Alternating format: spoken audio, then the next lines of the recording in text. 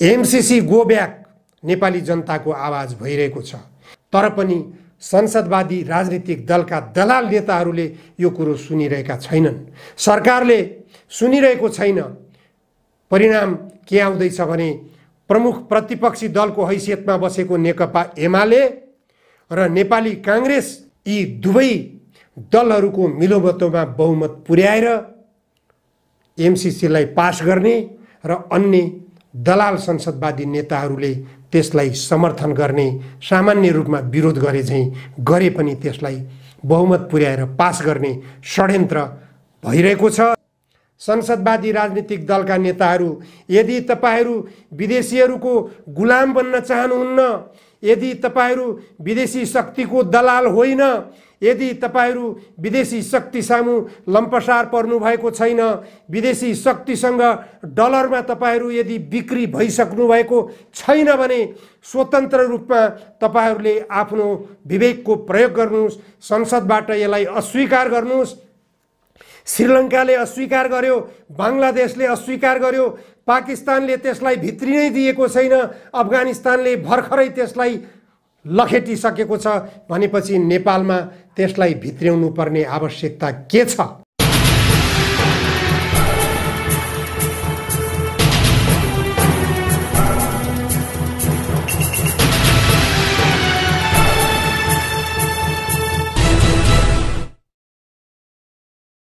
जनधारणा खबरमा यहाँहरूलाई स्वागत छ। जनधारणा खबरमा आजको जनचासो प्रसारण हुँदै आइरहेको आज 100 श्रृङ्खला पुरा भएको छ। नेपालको राजनीति तरल बनिरहेको छ। अहिलेसम्म गठबन्धन दलहरूले सरकारलाई पूर्णता दिन सकिरहेका छैनन्। तर अर्कोतर्फ एमसीसी पारित गर्ने प्रयास देशभित्र भइरहेको छ। नेपालमा एमसीसीका उपाध्यक्ष अमेरिकाबाट आगामी हप्ता आउने तयारी भइरहेको छ। उपाध्यक्ष फतिमा जेड सुमर अमेरिकाबाट नेपाल आउने तयारी छ। फतिमा जेड सुमर एमसीसीका केन्द्रीय उपाध्यक्ष हुन्। उनी मलेसियामा जन्मेकी महिला हुन्। उनी नेपालमा एमसीसीलाई पारित गराउने प्रयासका रूपमा आउने तयारी भइरहेको छ। यता अर्कोतर्फ नेपाली सेनाका सबै पूर्व प्रधान सेनापतिहरूलाई भारतले निम्तो गरेको छ। आगामी सेप्टेम्बर 16 र 17 मा भारतको नयाँ दिल्लीमा नेपालका पूर्व प्रधान सेनापतिहरूको सम्मेलन गराउने कार्यक्रम भइरहेको छ। त्यो सम्मेलनको औचित्य के हो, किन नेपालका पूर्व प्रधान सेनापतिहरू त्यहाँ बोलाइएका छन् भन्ने बारेमा चासो राख्दा पूर्व प्रधान सेनापतिहरूबाट यो विषयमा खुलासा गरिएन।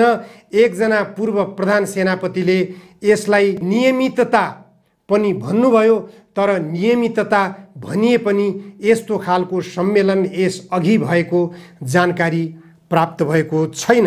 नेपाल राजनीतिक रूपमा अस्थिर भइरहेको अवस्थामा एकातर्फ नेपालका सुरक्षा अङ्गका महत्त्वपूर्ण व्यक्तित्वहरू, छिमेकी देश जो देशसँग हाम्रो खुला सिमाना छ, खुला आवागमन छ, जुन देशले हाम्रो सिमाना अतिक्रमण गरिरहेको छ, जुन देशले हाम्रो सिमानामा सैनिक क्याम्प राखेको छ, त्यो क्याम्प हटाउन पत्राचार गर्न नेपाल सरकारले सकिरहेको छैन। यस्तो अवस्थामा नेपालका पूर्व प्रधान सेनापतिहरूलाई त्यहाँ बोलाइनु सन्देहास्पद छ। नेपाल सुरक्षित छ कि छैन? नेपाल कहिल्यै कसैको उपनिवेश नबनेको देश भनेर हामी गर्व गर्ने गर्दछौँ। हामी कसैको उपनिवेश बन्न गइरहेका त छैनौँ। गम्भीर प्रश्न नेपालका सामु उपस्थित भएको छ। नेपालको संविधान जारी भएको भर्खर 6 वर्ष पुगेको छ। यो संविधान बालक छ अझै पनि, तर यो संविधान निष्क्रिय बनाउने प्रयास भइरहेको छ।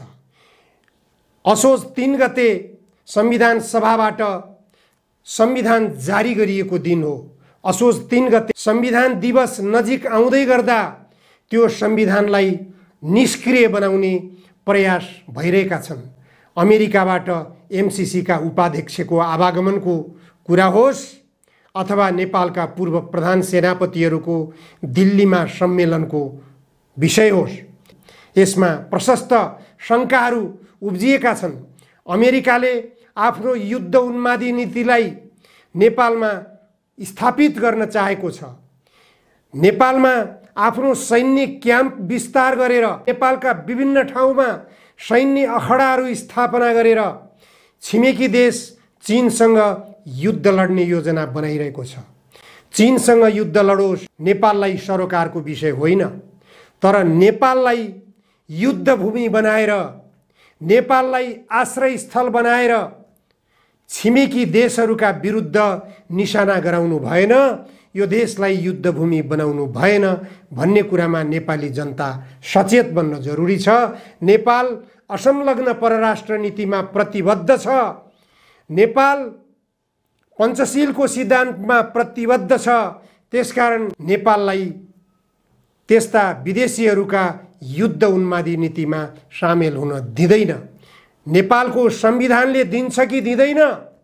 601 जना सभासदहरूले संविधान सभाबाट दुई पटक निर्वाचित भएका सभासदहरूले बनाएको यो संविधान हो। यदि संविधान सभाले स्वतन्त्र विवेकका साथ राष्ट्रिय स्वाधीनतालाई मध्यनजर गरेर नेपाली जनतालाई सार्वभौम बनाउने गरी यो संविधान बनाइएको हो भने यो संविधानले सरकारलाई विदेशीहरूको उपनिवेश बनाउन नेपाललाई दिन्छ कि दिँदैन? त्यो अधिकार सरकारलाई छ कि छैन? विदेशीहरूको सैनिक क्याम्प नेपालमा राख्न दिने निर्णय गर्ने अधिकार नेपालको सरकारलाई संविधानले दिन्छ कि दिँदैन? नेपालको संसदको सामान्य बहुमतले पनि त्यस्तो नेपाली जनताको सार्वभौम सत्ताको अधिकार, सार्वभौम अखण्डताको अधिकार हनन गर्ने गरी नेपाली भूमिलाई विदेशी शक्ति राष्ट्रको उपनिवेश बनाउने अधिकार दिन्छ कि दिँदैन? यो संविधानमा के लेखिएको छ? नेपाली जनतालाई सार्वभौम सम्पन्न भनेर लेखिएको छ। सार्वभौम सम्पन्न भनेको के हो?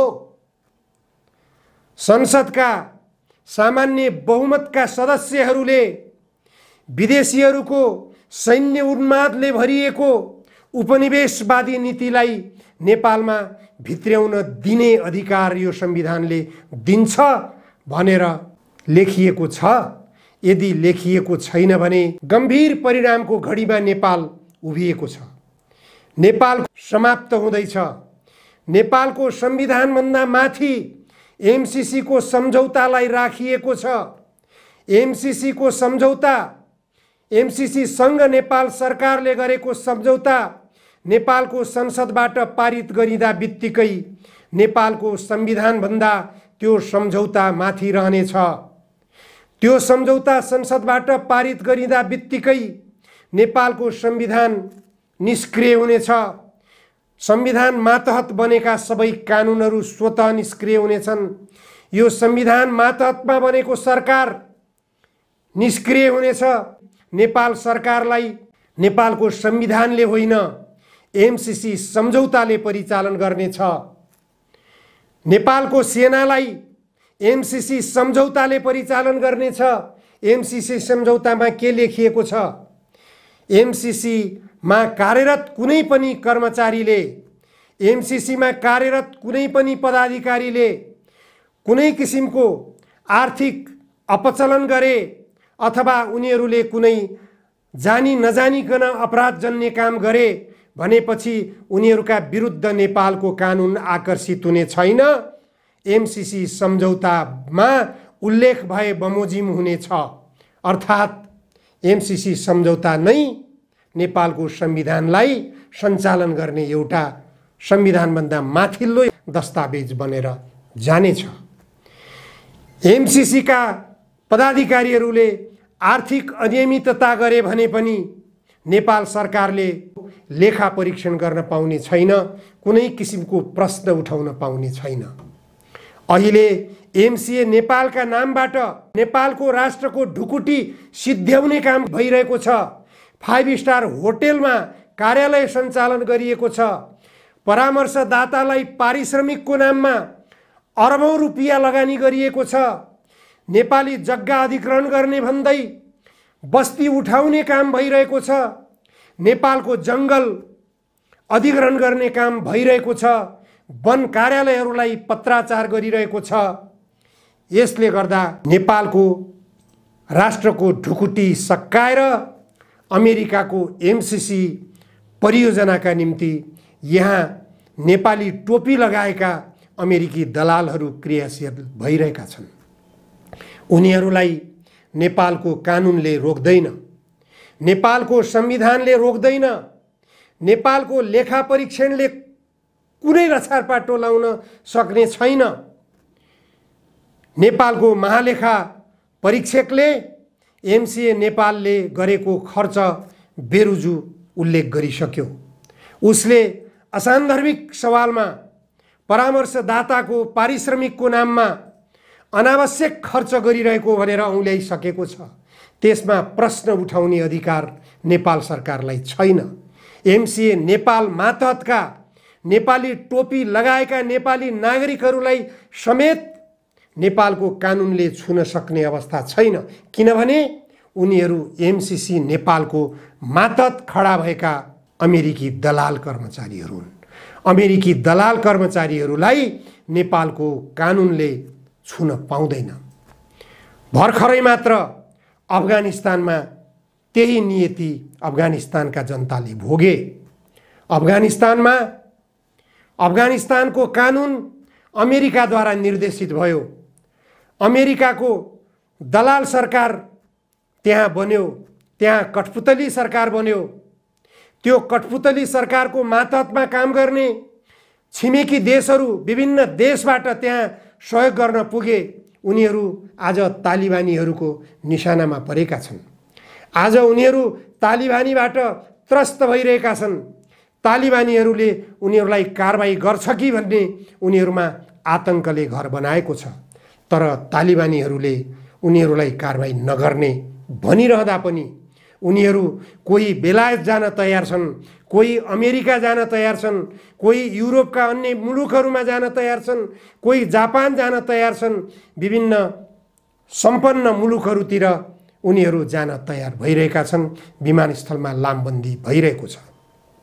तर त्यसलाई आतंकको वातावरण बनाइएको छ। तालिबानीहरूको त्रासले तालिबानीहरूबाट आतंकित भएर तालिबानीहरूले लखेटेर उनीहरू विदेशतिर पलायन हुँदैछन् भन्ने प्रचार विभिन्न सञ्चार माध्यमहरूबाट फैलाइएको छ। तर त्यो सरासर गलत प्रचारबाजी हो भन्ने कुरा हामीले सामान्य रूपमा अनुमान गर्न सक्छौँ। नेपाल सामान्य अवस्थामा छ। अहिले यहाँ कुनै किसिमको अशान्ति छैन। अशान्ति नहुँदा नहुँदै पनि आफ्नो घरबास बेचेर, आफ्नो ढुकुटी सिद्ध्याएर, साहुसँग कर्जा गरेर, बैंकबाट ऋण लिएर नेपाली युवाहरू विदेश जानको निम्ति त्रिभुवन विमानस्थलमा लामबद्ध भइरहेका देखिन्छन्। उनीहरू मजदुरीका निम्ति, उनीहरू विदेशी भूमिमा पसिना बगाउनका निम्ति, उनीहरू मर्नै परे पनि मृत्युवरण गर्नको निम्ति, उनीहरू विदेशी भूमिमा मरेर बन्द बाकसमा स्वदेश फर्कनै परे पनि त्यो परिणाम समेत भोग्न तयार हुने गरी विदेशी भूमिमा जान तयार भइरहेका छन् आफ्नो लगानी गरेर। भनेपछि यहाँको विमानस्थलमा त्यही अफगानिस्तानकै जस्तो खुला रूपमा लौ अमेरिकामा को जान चाहन्छौ आऊ, बेलायत को जान चाहन्छौ आऊ, जापान को जान चाहन्छौ आऊ भनेर नेपाली युवाहरूलाई आह्वान गरिदिने हो भने त्रिभुवन अन्तर्राष्ट्रिय विमानस्थलमा कत्रो भिड लाग्ला हामी अनुमान गर्न सक्छौँ। सम्हाल्न सकिने छैन।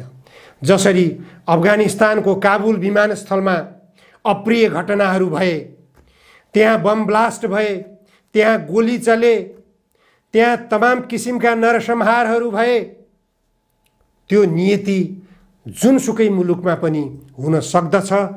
त्यही किसिमको आह्वान लौ काबुल विमानस्थलमा आऊ, जो विदेशतिर जान चाहन्छौ भनेर आह्वान गरिएपछि अमेरिकाले आह्वान गर्यो, बेलायतले आह्वान गर्यो, जापानले आह्वान गर्यो, अफगानी जनताको भिड काबुल विमानस्थलतर्फ लाग्यो।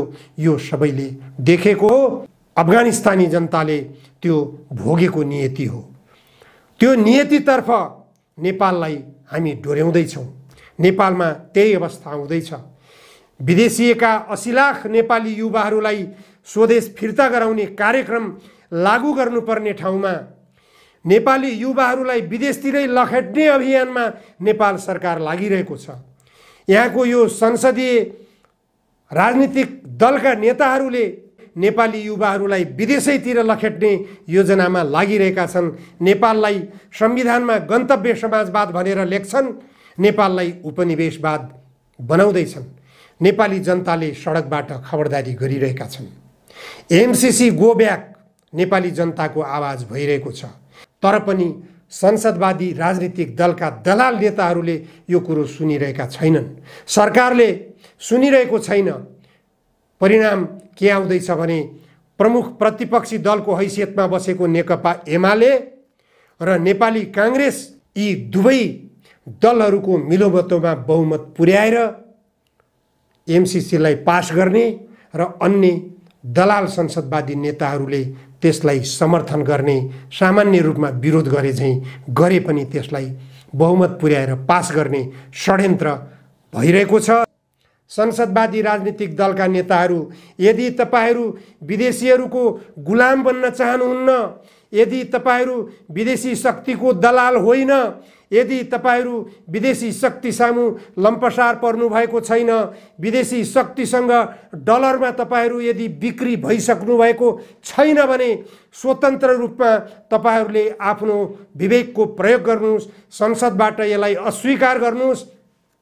श्रीलङ्काले अस्वीकार गर्यो, बङ्गलादेशले अस्वीकार गर्यो, पाकिस्तानले त्यसलाई भित्रिनै दिएको छैन, अफगानिस्तानले भर्खरै त्यसलाई लखेटिसकेको छ भनेपछि नेपालमा त्यसलाई भित्र्याउनु पर्ने आवश्यकता के छ? आजको लागि यति मात्र। धन्यवाद।